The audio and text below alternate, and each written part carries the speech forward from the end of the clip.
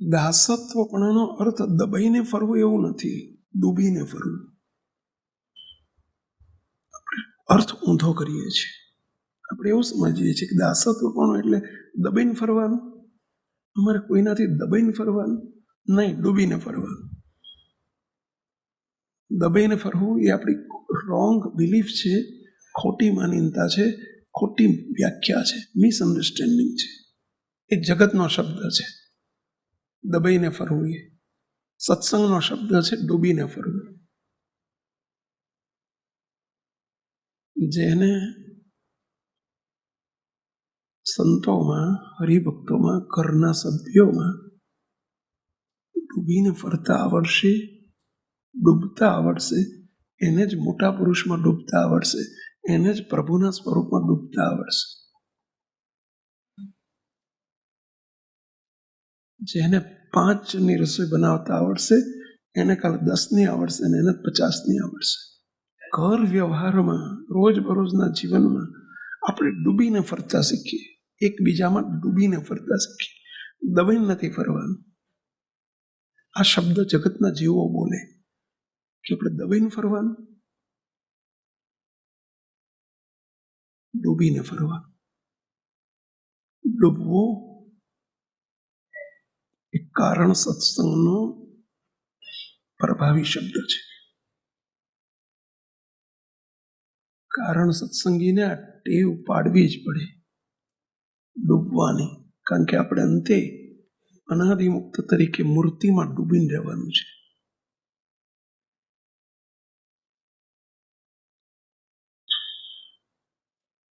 તો મૂર્તિમાં ડૂબવાની ટેવ જ્યારે પાડવાની છે તો સીધું મૂર્તિમાં નહીં ડૂબાય, સીધું દરિયો ના તરાય. તરવાની શરૂઆત કોકના સ્વિમિંગમાંથી કરવી જોઈએ, નાનકડા તળાવમાંથી કરવી જોઈએ. જેને સ્વિમિંગમાં તરતા આવડશે એને કાલે તળાવમાં આવડશે, તળાવમાં આવડશે તો નદીમાં આવડશે, નદીમાં આવડશે તો દરિયામાં આવડશે. મૂર્તિ તો દરિયો છે અને એમાં ડૂબવું એ અનાદિમુક્તનો ધર્મ છે. એ તો અનાદિમુક્તનું લક્ષણ છે કે પ્રભુના સ્વરૂપમાં ડૂબીને રહેવું. અને ડૂબવું એ જ દાસત્વપણું. આપણે એમ સમજીએ છીએ આપણે દબાઈને રહેવાનું, દબાઈને નથી રહેવાનું. ડૂબીને રહેવાનું છે.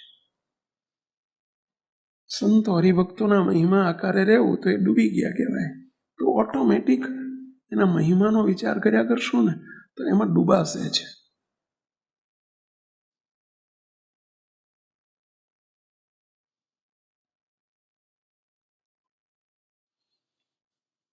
આપણે ડૂબવામાં સમજ્યા નથી. ડૂબ્યા છીએ આપણે, ડૂબ્યા છીએ. શામાં? અહંકારમાં ડૂબ્યા છીએ, પોતાપણાના ભાવોમાં ડૂબ્યા છીએ, અહમ અને મમત્વમાં ડૂબ્યા છીએ, હુંમાં જન્મથી ડૂબતા આવ્યા છે. જીવ પ્રાણી માત્ર, જગતના જીવ પ્રાણી માત્ર આમાં ડૂબેલા છે. શું તફાવત આપણામાં બીજામાં? શું કમાયા સત્સંગમાં આવીને આપણે આટલા વર્ષો પછી?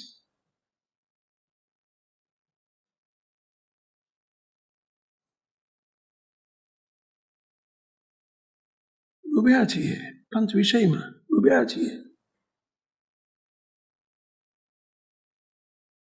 રાગ દ્વેષમાં ડૂબ્યા છીએ, હું અને મારુંમાં ડૂબ્યા છીએ. અભાવના અવગુણમાં તપાસતા શીખજો. આપણા વાણી વર્તનથી સામેની વ્યક્તિ ડૂબાય છે. અભિમાન છે, અહંકાર છે. બીજાના સ્થાન ઉપર આપણે બેસી નથી શકતા. એ જ દેહાભિમાન, એ જ અહંકાર, એ જ પોતાપણું.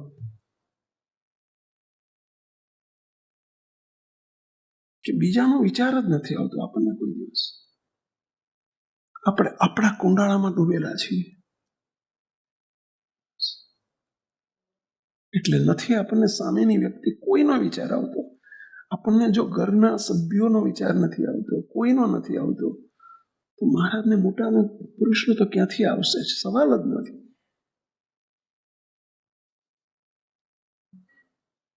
આપણે કોઈના સ્થાને બેસતા શીખ્યા જ નથી. એ જ અહંકારી જીવન, એ જ દેહાભિમાન, એ જ દેહભાવ, એ જ પોતાપણું, કે આપણે આપણા સ્થાન ઉપર બેસીને જ બધું કરવા ટેવાયેલા છીએ. બસ મારું કુંડાળું ને મારું, હું કરું એ જ બરાબર, હું જ બરાબર, હું બોલું એ જ બરાબર, હું કરું એ જ બરાબર, હું વિચારું એ જ બરાબર, હું સમજું એ જ બરાબર. What do you mean?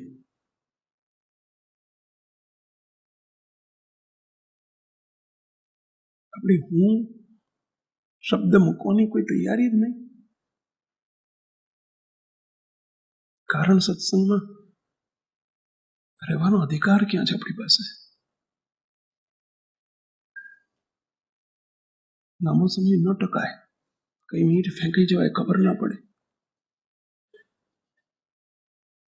પડતીની નિશાની છે.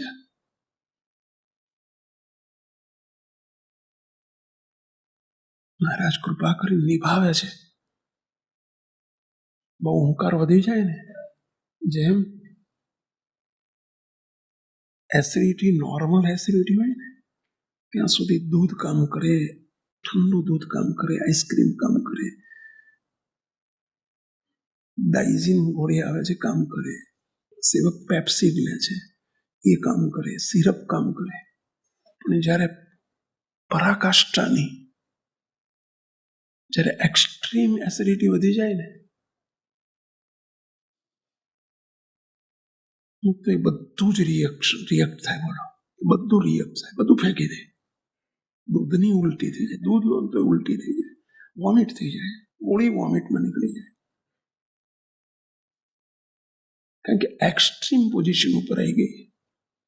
એમ જ્યારે હુંકાર એક્સ્ટ્રીમ પોઝિશન ઉપર આપણે વધતો જાય અને ત્યાર પછી કોઈ કથાય કામ ના કરે, કોઈ વાતોય કામ ના કરે, ન મોટા પુરુષની સાથેની પ્રીતિ કામ કરે, આ બધી કોઈ પછી સમજી લેવું કે હવે હદ આવી ગઈ. અને હદ ન આવે એના માટે ચેતજો પેલા આપણે કોકના સ્થાને બેસતા શીખો, કોકની જગ્યાએ બેસતા શીખો. બીજાની જગ્યાએ બીજાને સમજતા શીખીએ, બીજાને સાંભળતા શીખીએ, બીજાને અનુભવતા શીખીએ, બીજાનો વિચાર કરતા શીખીએ. એ આપણા કુંડાળામાંથી બહાર નીકળ્યા કહેવાય, એ ડૂબ્યા કહેવાય.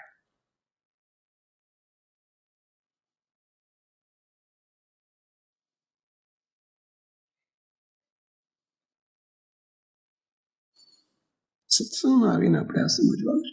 કારણ કે આપણી ભૂમિકા બહુ ઊંચી છે. પ્રભુના સ્વરૂપમાં ડૂબીને વર્તવું એ અનાદિ મુક્તનું લક્ષણ છે. પણ પ્રભુના સ્વરૂપમાં ત્યારે ડૂબાશે કે જ્યારે શરૂઆત આપણી જોડેવાળાથી થશે. એમાં ડૂબતા શીખવું પડશે.